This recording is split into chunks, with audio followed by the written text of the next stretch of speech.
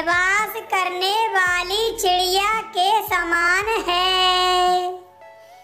यह कथन किसका है? इसका सही जवाब है राज्यपाल सोने के पिंजरे में निवास करने वाली चिड़िया के समान है। यह कथन सरोजिनी नायडू का है।